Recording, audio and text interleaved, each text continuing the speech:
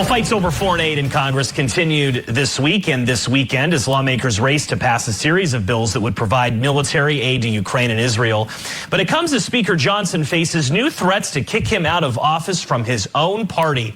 Here on the race weekend, we like to provide context to both sides with extended interviews. This week, I met up with Republican Congresswoman Kiggans of Virginia to chat those issues and more. Congresswoman Kiggans, Republican Congresswoman from the Commonwealth of Virginia. Thanks for coming on the race. Thanks for having me. You're a unique Republican in the sense that you've been a longtime supporter of Ukraine aid and supporting aid to Eastern Europe. Let me ask you this. Why is it so hard to get a Ukraine aid package through? Why do so many of your Republican colleagues disagree with your position on Ukraine assistance? Yeah, I think there's a lot of misinformation out there. So I always take advantage of opportunities to share the other side of the story. There's a lot of benefit to us aiding our allies, people like Ukraine. First of all, remember who our adversaries are. Russia has been a longtime enemy of ours, and what they did, the unprovoked attack on Ukraine, we can't do nothing, right? And we've seen a lack of leadership coming out of the White House.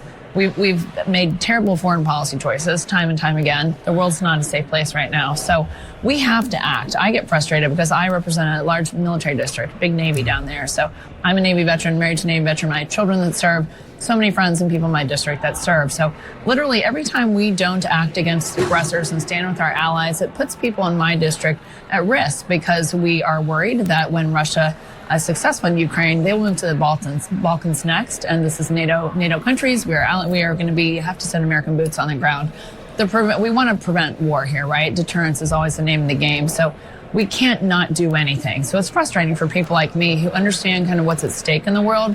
We see not just Russia and its aggression in Ukraine, but what's happening in Israel right now, what's happening in China and Southeast Asia. So big world picture, we can't stand by and do nothing. Also, on the flip side, and what a lot of people are not recognizing is the benefit that it provides to our defense industrial base. We've been able to restart and ramp up manufacturing of our defense industrial base in 10 states and 13 manufacturing lines by giving some of our stockpiles and military aid to Ukraine, allows us the ability to revamp what we need and to improve the technology. So there's some great benefit to our country as well. Have you been embarrassed at all with some of the words that some of your fellow Republican colleagues have said about this? Frustrated. Yeah, for many months now. So it's not just me, but I think a lot of our defense-minded, really people that understand what's at stake in the world.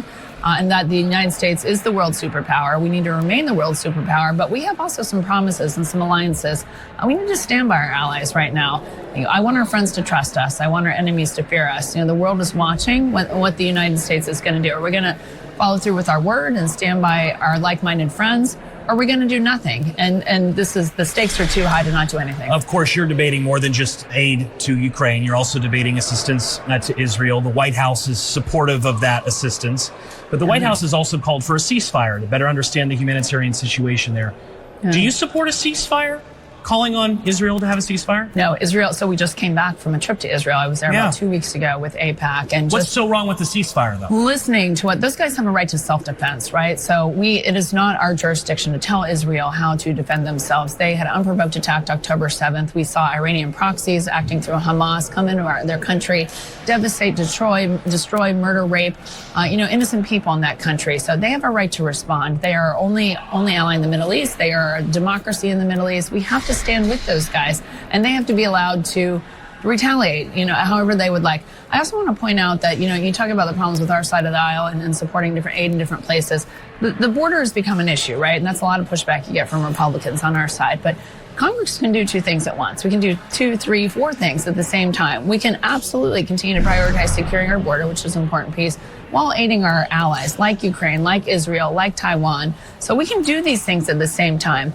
I get frustrated with the politics we play with the issue when we try to tie things like Israel aid to things like IRS agents or even to border issues. I think we can handle these things separately and let people like me, we just want to vote on these issues for our district. As you know, one of the big stories in Washington is whether Speaker Mike Johnson is going to remain the Speaker of the House. Does he have your support? Do you think he has the support of the majority of the Republican conference? Yes, he does. I believe he does. I think he's been doing a great job. He's a good man who inherited a tough job at a tough time when we don't always agree within the Republican side. So he's doing the right thing. And I really respect that he's been listening to all voices. We weren't sure, that was going to be the case in the beginning. It was a rough road to get a new Speaker of the House. But since he's been there, a lot of us have been very vocal, trying to have him understand what our purple districts look like, and the fight we have on our hands. The people who sent us to Congress, we have a very slim House majority. We need to keep it. Every seat matters for us, and he's done that. He has listened to all of our voices, and to hear him say that he understands what's at stake on the world stage, that there's been no leadership from the White House, that it's the responsibility of the House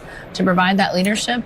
He understands that now, too. I just heard him say yesterday that he has a son who will be attending the Naval Academy next year. My son just graduated last year from the Naval Academy. It's a whole different set of ballgame when you think that your children are now at risk. And that's what it's doing by not acting to stand with our allies. It's putting not only our children at risk, but all the military people that I represent. Would you support raising the threshold to make it harder to vacate a speaker? Yes, I would. I think that what we lived through last fall when we ousted Kevin McCarthy and the 3 weeks that it took us to come up with another speaker was, again, another very frustrating time. We had work that we needed to be doing that we weren't getting done because we had such division in picking a new speaker.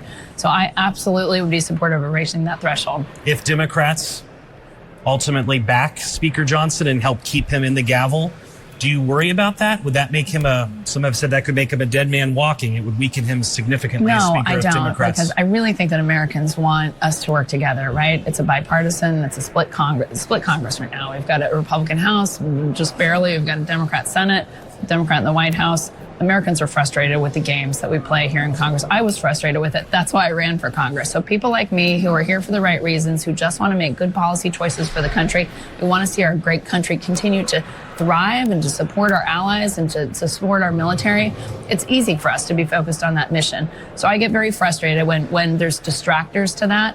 But we need to be working together to do what's best for the nation. You're very busy, so I only have a few more questions. But one of the biggest news stories of the week was the former president of the United States beginning his criminal trial in New York. You're from a purplish battleground House district, one of the closest in the country. At least that's what it's expected. Mm-hmm. Is this trial hurting Republicans or helping Republicans? I honestly have not been paying attention to the trial. We have so much going on here in Washington. The fight is very real for me here, and what's at stake with standing by our allies, securing our border, prioritizing our economy. A lot of work to do here, so I really am not paying much attention to that trial at all. Do you worry that a conviction could help or hurt? We'll see in November. So I'm one of the District 18 Biden Republicans that were majority makers here in the House. So I certainly want a Republican back in the White House because I know that the world was a more secure place when we had good Republican conservative policies in place. So that's what I'm focused on as well. But right now, my fight is here in Washington. My fight is in Congress. It's a complicated world. Congresswoman Jen Kiggans, Republican Congresswoman from the Commonwealth of Virginia. Thanks for coming on the race. Thank you for having me. I appreciate it.